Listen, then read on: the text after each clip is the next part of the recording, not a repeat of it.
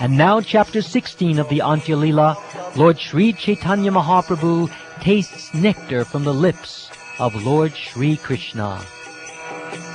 Sri Krishna Caitanya Prabhu Nityananda Shri Advaita Gadadhar Srivasati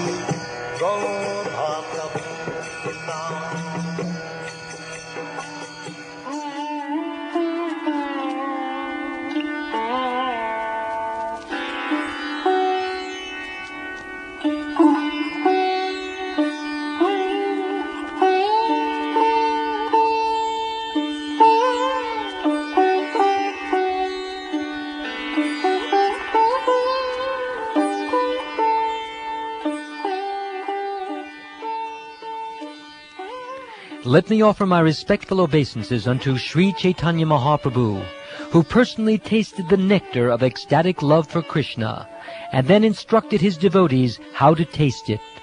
Thus he enlightened them about ecstatic love of Krishna to initiate them into transcendental knowledge.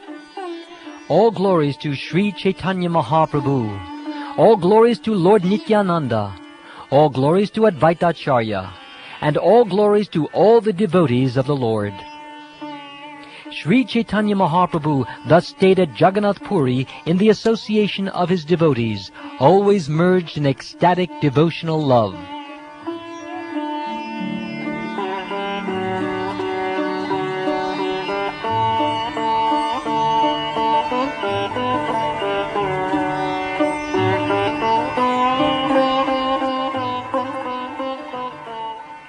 The next year, as usual, the devotees from Bengal went to Jagannath Puri, and, as in previous years, there was a meeting between Sri Caitanya Mahaprabhu and the devotees.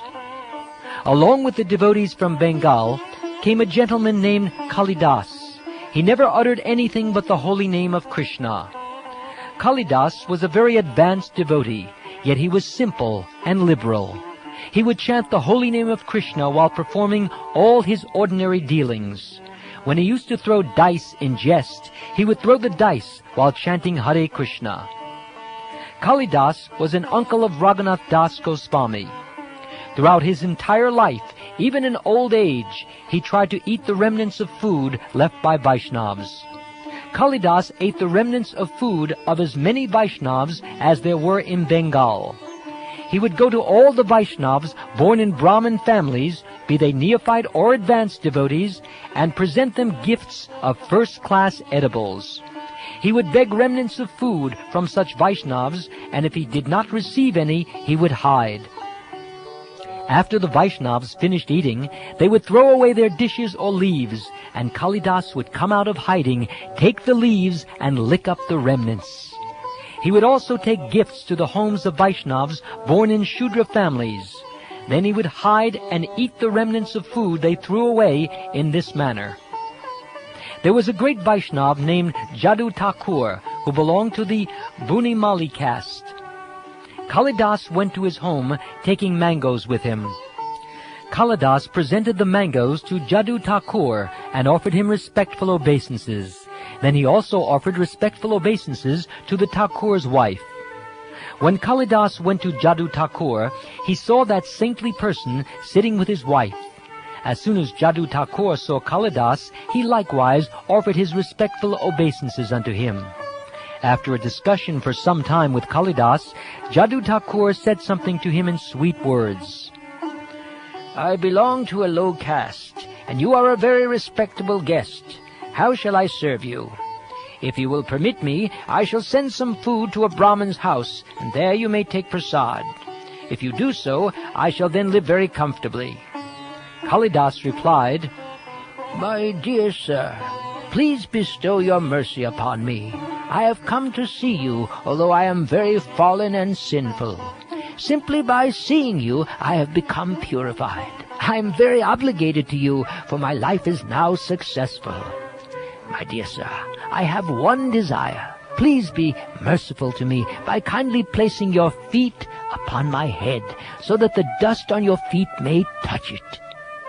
Jadu Thakur replied, "It does not befit you to ask this of me. I belong to a very low caste family. whereas you are a respectable rich gentleman." Kalidas then recited some verses which Jadu Thakur was very happy to hear.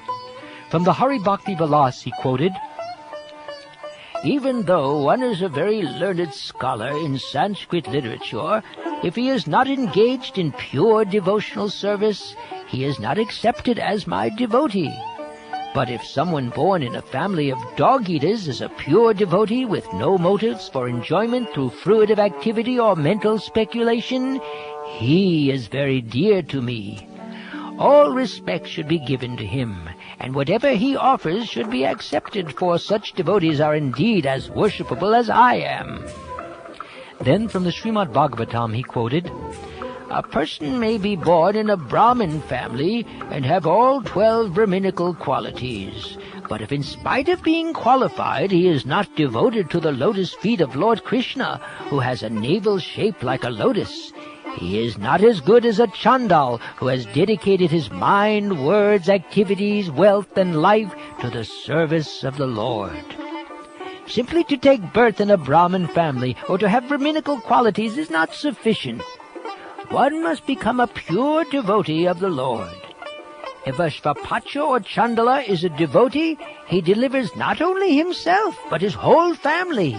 Whereas a Brahmin who is not a devotee, but simply has Brahminical qualifications, he cannot even purify himself, not to speak of his family. My dear Lord, anyone who always keeps your holy name on his tongue is greater than an initiated Brahmin, although he may be born in a family of dog-eaters, and therefore, by material calculations, be the lowest of men. He is glorious nevertheless. That is the wonderful power of chanting the holy name of the Lord. One who chants the holy name is understood to have performed all kinds of austerities. He has studied all the Vedas. He has performed all the great sacrifices mentioned in the Vedas. He has already taken his bath in all the holy places of pilgrimage, and it is he who is factually the Aryan." Hearing these quotations from the revealed scripture, Srimad Bhagavatam, Jadu Thakur replied, "Yes, this is true, for it is the version of Shastra. It is true, however, for one who is genuinely advanced in devotion to Krishna. Such a position may befit others, but I do not possess such spiritual power. I belong to a lower class and have not even a pinch of devotion to Krishna." Kalidas again offered his obeisances to Jadu Thakur and asked his permission to go. The saint Jadu Thakur followed him as he left.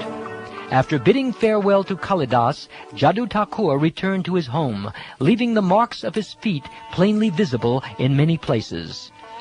Kalidas smeared the dust from those footprints all over his body.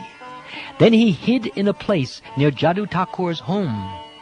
Upon returning home, Jadu Thakur saw the mangoes Kalidas had presented. Within his mind, he offered them to Krishna Chandra. Jadu Thakur's wife then took the mangoes from their coverings of banana tree leaves and bark and offered them to Jadu Thakur, who began to suck and eat them.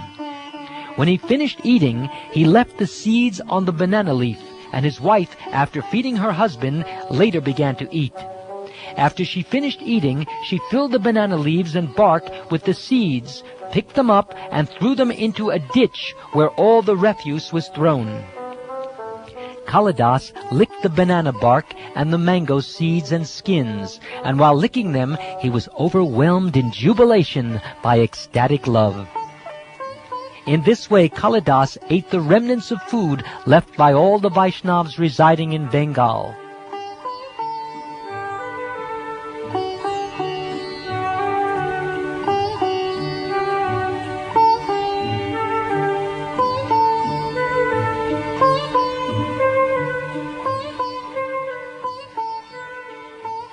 When Kalidas visited Jagannath Puri, Nilachal, Sri Caitanya Mahaprabhu bestowed great mercy upon him. Sri Caitanya Mahaprabhu had been regularly visiting the temple of Jagannath every day, and at that time Govinda, his personal servant, used to carry his water pot and go with him. On the northern side of the Shingadwar behind the door, there are 22 steps leading to the temple, and at the bottom of those steps is a ditch. Sri Caitanya Mahaprabhu would wash his feet in this ditch, and then he would enter the temple to see Lord Jagannath. Sri Caitanya Mahaprabhu ordered his personal servant Govinda that no one should take the water that had washed his feet. Because of the Lord's strict order, no living being could take the water. Some of his intimate devotees, however, would take it by some trick. One day, as Sri Caitanya Mahaprabhu was washing his feet in that place, Kalidas came and extended his palm to take the water. Kalidas drank one palmful, then a second, and a third. Then Sri Caitanya Mahaprabhu forbade him to drink more. "Do not act in this way any more. I have fulfilled your desire as far as possible." Sri Caitanya Mahaprabhu is the most exalted, omniscient, supreme personality of Godhead, and therefore he knew that Kalidas, in the core of his heart, had full faith in Vaishnavas.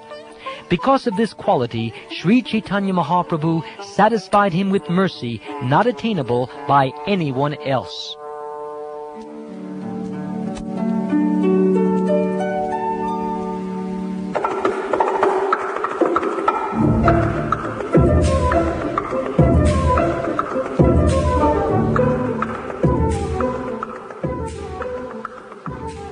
On the southern side, behind and above the 22 steps, is a deity of Lord Nrsingadev.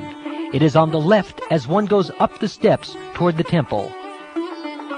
Sri Caitanya Mahaprabhu, his left side toward the deity, offered obeisances to Lord Nrsinga as he proceeded toward the temple. He recited the following verses again and again while offering obeisances. "I offer my respectful obeisances unto you, Lord Nrsingadev. You are the giver of pleasure to Maharaj Prahlad, and your nails cut the chest of Hiranyakashipu like a chisel cutting stone. Lord Nrsingadev is here, and he is also there on the opposite side.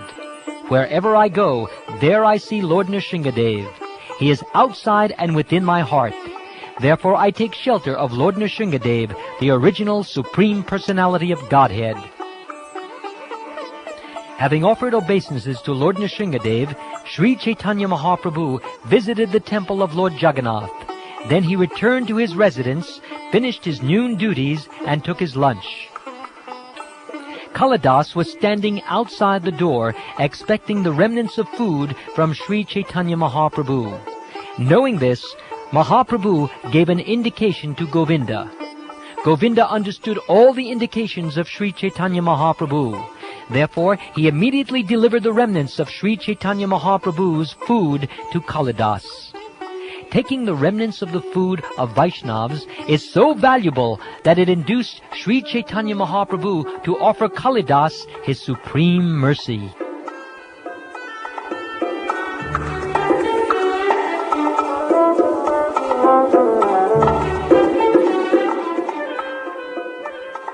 Therefore, giving up hatred and hesitation, try to eat the remnants of the food of Vaishnavas, for you will thus be able to achieve your desired goal of life. The remnants of food offered to Lord Krishna are called Mahaprasad. After the same Mahaprasad has been taken by a devotee, the remnants are elevated to Mahaprasad. The dust of the feet of a devotee, the water that has washed the feet of a devotee, and the remnants of food left by a devotee are three very powerful substances. By rendering service to these three, one attains the supreme goal of ecstatic love for Krishna. In all the revealed scriptures, this is loudly declared again and again. Therefore, my dear devotees, please hear from me, for I insist again and again. Please keep faith in these three and render service to them without hesitation. From these three, one achieves the highest goal of life, ecstatic love of Krishna. This is the greatest mercy of Lord Krishna. The evidence is Kalidas himself. In this way, Sri Caitanya Mahaprabhu remained at Jagannath Puri, Nilachal, and he invisibly bestowed great mercy upon Kalidas. That year, Shivananda Sain brought with him his wife and youngest son, Puridas. Taking his son, Shivananda Sain went to see Sri Caitanya Mahaprabhu at his residence. He made his son offer respectful obeisances at the lotus feet of the Lord. Lord Sri Caitanya Mahaprabhu asked the boy again and again to chant the name of Krishna, but the boy would not utter the holy name. Although Shivananda Sain tried with much endeavor to get the boy to speak Krishna's holy name, the boy would not utter it. Sri Caitanya Mahaprabhu said, "I have induced the whole world to take to the holy name of Krishna. I have induced even the trees and immovable plants to chant the holy name. But I could not induce this boy to chant the holy name of Krishna." Hearing this, Svarup Damodar Goswami began to speak. He said, "My Lord, you have given him initiation into the name of Krishna, but after receiving the mantra, he will not express it in front of everyone. This boy chants the mantra within his mind, but does not say it aloud. That is his intention as far as I can guess." Another day, when Sri Caitanya Mahaprabhu said to the boy, "Recite, my dear Puridas," the boy composed the following verse and expressed it before everyone. He said, "Lord Sri Krishna is just like a bluish lotus flower for the ears. He is ointment for the eyes, a necklace of Indranila gems for the chest, and universal ornaments for the gopi damsels of Vrindavan. Let that Lord Sri Hari Krishna be glorified." Although the boy was only 7 years old and still had no education, he composed such a nice verse. Everyone was struck with wonder.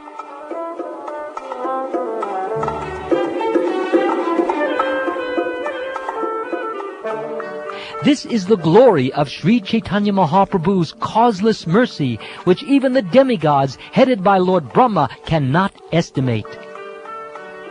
All the devotees remained with Sri Caitanya Mahaprabhu continuously for 4 months. Then the Lord ordered them back to Bengal, and therefore they returned. As long as the devotees were in Nilachal, Jagannath Puri, Sri Caitanya Mahaprabhu maintained his external consciousness. But after their departure, his chief engagement was again the madness of ecstatic love for Krishna. Throughout the entire day and night, Sri Caitanya Mahaprabhu directly relished Krishna's beauty, fragrance, and mellow, as if he were touching Krishna hand to hand. One day, when Sri Caitanya Mahaprabhu went to visit the temple of Lord Jagannath, the gatekeeper at Shingadvar approached him and offered respectful obeisances. The Lord asked him, "Where is Krishna, my life and soul? Please show me Krishna." Saying this, he caught the doorkeeper's hand. The doorkeeper replied, "The son of Maharaj Nanda is here. Please come along with me and I shall show you."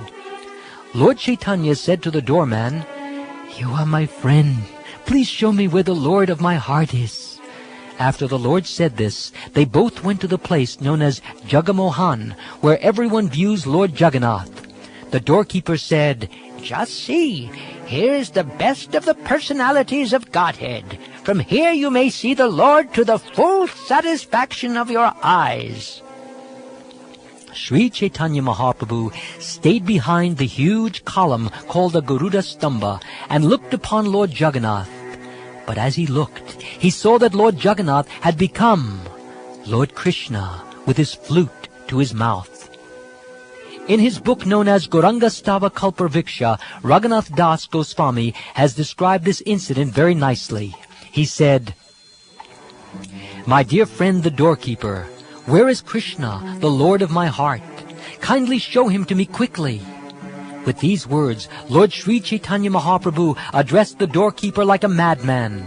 The doorkeeper grasped his hand and replied very hastily, "Come, see your beloved." May that Lord Sri Caitanya Mahaprabhu rise within my heart and thus make me mad also. The offering of food known as Gopal Vallabha Bhog was then given to Lord Jagannath. An arti was performed with the sound of the conch and the ringing of bells. When the arti finished, the prasad was taken out, and the servants of Lord Jagannath came to offer some to Sri Caitanya Mahaprabhu. The servants of Lord Jagannath first garlanded Sri Caitanya Mahaprabhu, and then offered him Lord Jagannath's prasad. The prasad was so nice that its aroma alone, to say nothing of its taste, would drive the mind mad. The prasad was made of very valuable ingredients. Therefore the servant wanted to feed Sri Caitanya Mahaprabhu a portion of it. Sri Caitanya Mahaprabhu tasted a portion of the prasad. Govinda took the rest and bound it in the end of his wrapper. To Sri Caitanya Mahaprabhu, the prasad tasted millions upon millions of times better than nectar, and thus he was fully satisfied. The hair all over his body stood on end, and incessant tears flowed from his eyes. Sri Caitanya Mahaprabhu considered, "Where has such a taste in this prasad come from? Certainly it is due to its having been touched by the nectar of Krishna's lips." Understanding this, Sri Caitanya Mahaprabhu felt an emotion of ecstatic love for Krishna, but upon seeing the servants of Lord Jagannath, he restrained himself.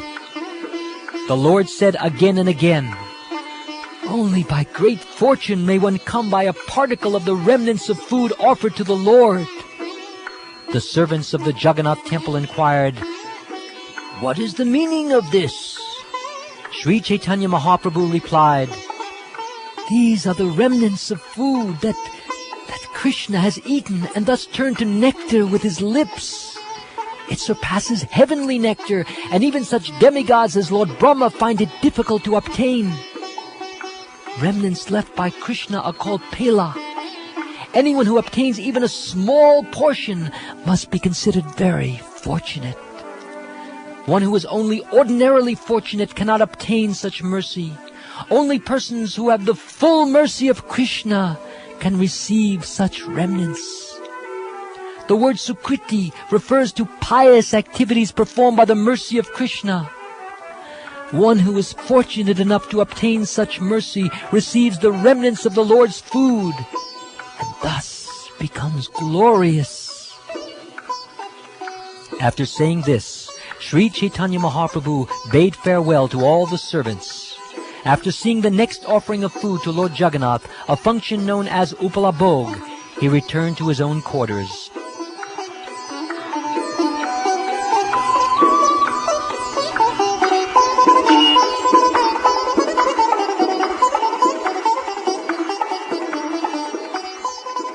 After finishing his noon duties, Sri Caitanya Mahaprabhu ate his lunch, but he constantly remembered the remnants of Krishna's food. Sri Caitanya Mahaprabhu performed his external activities, but his mind was filled with ecstatic love. With great difficulty, he tried to restrain his mind, but it would always be overwhelmed by deep ecstasy. After finishing his evening duties, Sri Caitanya Mahaprabhu sat down with his personal associates in a secluded place and discussed the pastimes of Krishna in great jubilation.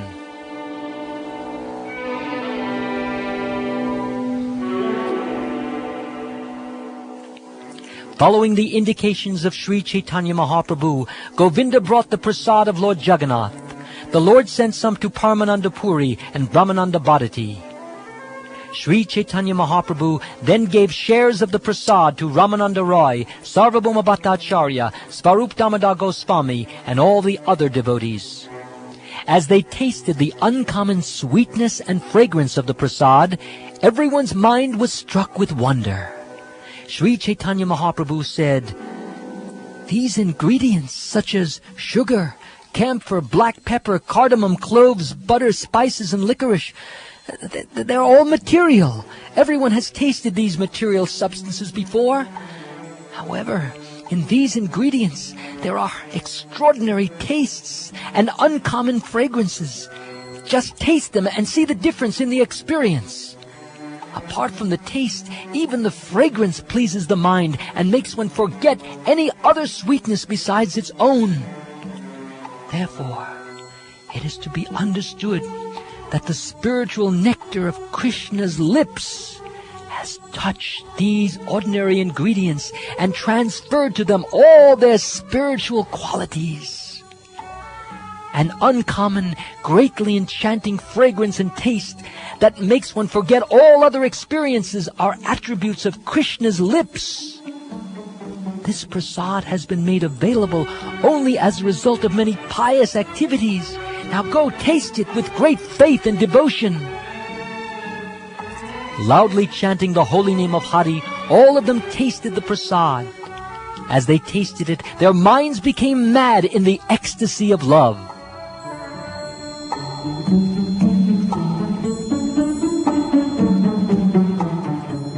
In ecstatic love, Sri Caitanya Mahaprabhu ordered Ramananda Rai to recite some verses.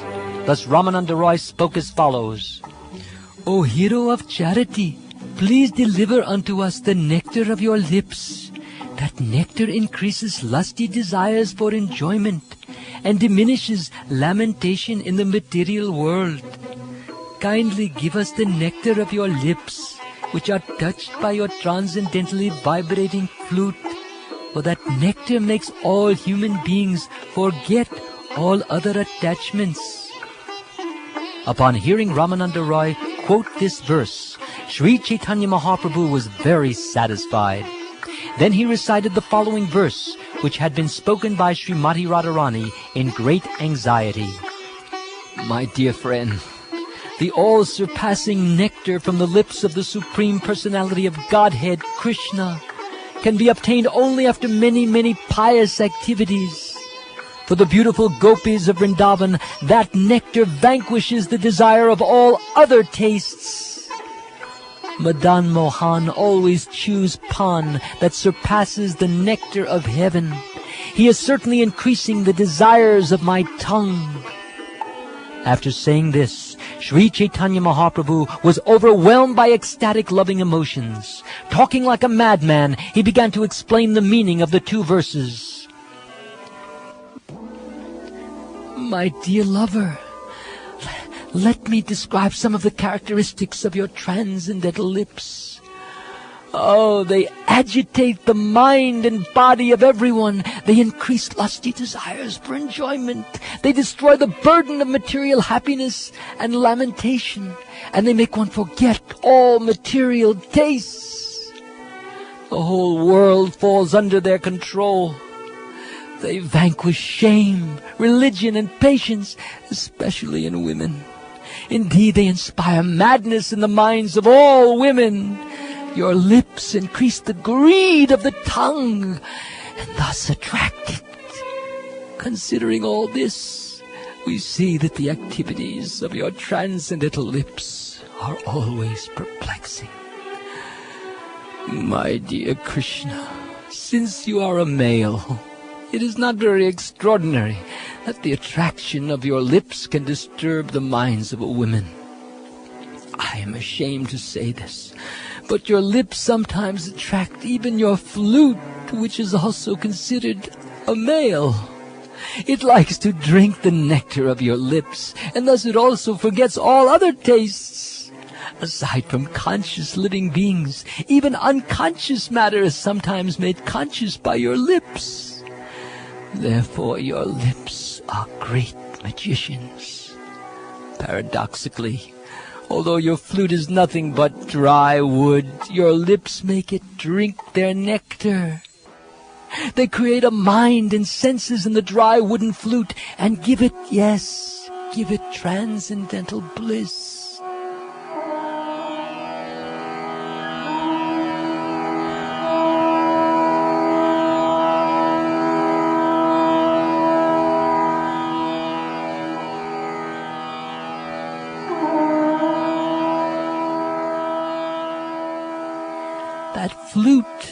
That flute is a very cunning male who drinks again and again the taste of another male's lips. It advertises its qualities and says to the gopis, "O gopis, if you are so proud of being women, come forward and enjoy your property, the nectar of the lips of the Supreme Personality of Godhead." Thereupon the flute said angrily to me, "Give up your shame, fear, and religion, and come drink the lips of Krishna. On that condition I shall give up my attachment for them. If you do not give up your shame and fear, however, I shall continuously drink the nectar of Krishna's lips. I am slightly fearful, because you also have the right to drink that nectar, but as for the others, I consider them like straw." The nectar of Krishna's lips, combined with the vibration of his flute, attracts all people of the three worlds. However, if we gopis remain patient out of respect for religious principles, the flute then criticizes us. The nectar of your lips and vibration of your flute join together to loosen our belts and induce us to give up shame and religion even before our superiors. As if catching us by our hair, they forcibly take us away and surrender us unto you to become your maidservants. Hearing of these incidents, people laugh at us. We have become completely subordinate to the flute. This flute is nothing but a dry stick of bamboo, but it becomes our master and insults us in so many ways that it forces us into a predicament. What can we do but tolerate it? The mother of a thief cannot cry loudly for justice when the thief is punished. Therefore, we remain silent.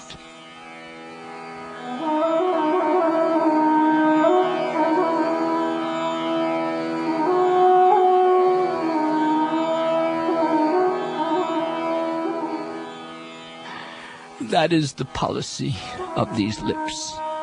Just consider the other injustices. Everything that touches those lips, including food, drink, or betel, becomes just like nectar. It is then called Krishna Pila, or remnants left by Krishna. Even after much prayer, the demigods themselves cannot obtain even a small portion of the remnants of such food. Just imagine the pride of those remnants. Only a person who has acted piously for many, many births and has thus become a devotee can obtain the remnants of such food. The betel chewed by Krishna is priceless, and the remnants of such chewed betel from his mouth are said to be the essence of nectar. When the gopis accept these remnants, their mouths become like his spittoons. Therefore, my dear Krishna, please give up all the tricks you have set up so expertly. Do not try to kill the life of the gopis with the vibration of your flute. Because of your joking and laughing, you are becoming responsible for the killing of women. It would be better for you to satisfy us by giving us the charity of the nectar of your lips.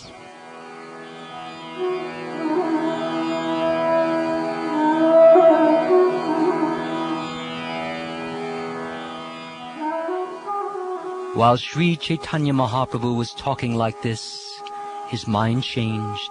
His anger subsided, but his mental agitation increased. Sri Caitanya Mahaprabhu continued, "The nectar from Krishna's lips is supremely difficult to obtain. But if one gets some, his life becomes successful. When a person competent to drink that nectar does not do so, that shameless person continues his life uselessly. There are persons who are unfit to drink that nectar, but who nevertheless drink it continuously, whereas some who are suitable never get it and thus die of greed. It is therefore to be understood that such an unfit person must have obtained the nectar of Krishna's lips on the strength of some austerity." Again, Sri Caitanya Mahaprabhu said to Ramananda Roy, "Please say something. I want to hear something." Understanding the situation, Ramananda Roy recited the following words of the gopis from the Srimad Bhagavatam. "My dear gopis, what auspicious activities must the flute have performed to enjoy the nectar of Krishna's lips independently, and leave only a taste for the gopis, for whom that nectar is actually meant. The forefathers of the flute, the bamboo trees, shed tears of pleasure. His mother, the river, on whose bank the bamboo was born, feels jubilation, and therefore her blooming lotus flowers are standing like hair on her body." Upon hearing the recitation of this verse, Sri Caitanya Mahaprabhu became absorbed in ecstatic love, and with a greatly agitated mind, he began to explain its meaning like a madman. Some gopis said to other gopis, "Just see the astonishing pastimes of Krishna, the son of Rajendra. He will certainly marry all the gopis of Vrindavan. Therefore the gopis know for certain that the nectar of Krishna's lips is their own property and cannot be enjoyed by anyone else." My dear gopis, fully consider how many pious activities this flute performed in his past life. We do not know what places of pilgrimage he visited, what austerities he performed, or what mantra he chanted. This flute is utterly unfit because it is merely a dead bamboo stick. Moreover, it belongs to the male sex. Yet, this flute is always drinking the nectar of Krishna's lips, which surpasses nectarine sweetness of every description. Only in hope of that nectar do the gopis continue to live. Although the nectar of Krishna's lips is the absolute property of the gopis, the flute, which is just an insignificant stick, is forcibly drinking that nectar and loudly inviting the gopis to come and drink it also. Just imagine the strength of the flute's austerities and good fortune.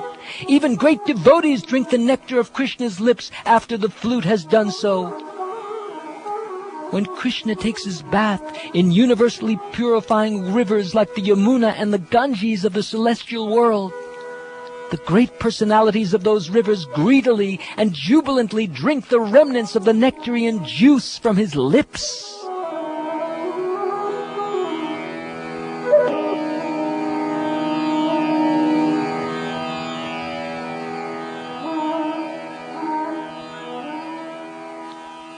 Aside from the rivers, the trees standing on the banks like great ascetics and engaging in welfare activities for all living entities, they drink the nectar of Krishna's lips by drawing water from the river with their roots. We cannot understand why they drink like that. The trees on the bank of the Yamuna and Ganges are always jubilant. They appear to be smiling with their flowers and shedding tears in the form of flowing honey. Just as the forefathers of a Vaishnav's son or grandson feel transcendental bliss, the trees feel blissful because the flute is a member of their family. The gopis considered, the flute is completely unfit for his position. We want to know what kind of austerities the flute executed so that we may also perform the same austerities. Although the flute is unfit, he is drinking the nectar of Krishna's lips. Seeing this, we qualified gopis are dying of unhappiness. Therefore, we must consider the austerities the flute underwent in his past life.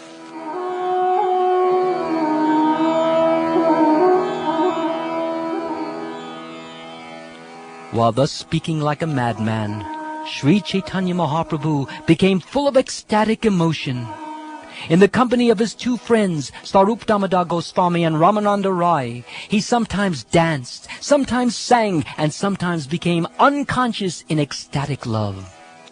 Sri Caitanya Mahaprabhu passed his days and nights in this way. Expecting the mercy of Swarup, Rupa, Sanatan, and Raghunath Das, and taking their lotus feet on my head, I, the most fallen Krishna Das, continued chanting the epic Sri Caitanya Caritamrta, which is sweeter than the nectar of transcendental bliss.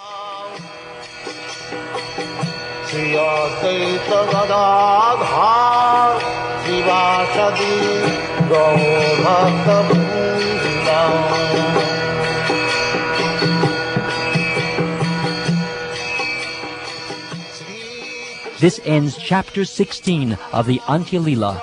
Lord Sri Caitanya Mahaprabhu tastes nectar from the lips of Lord Sri Krishna.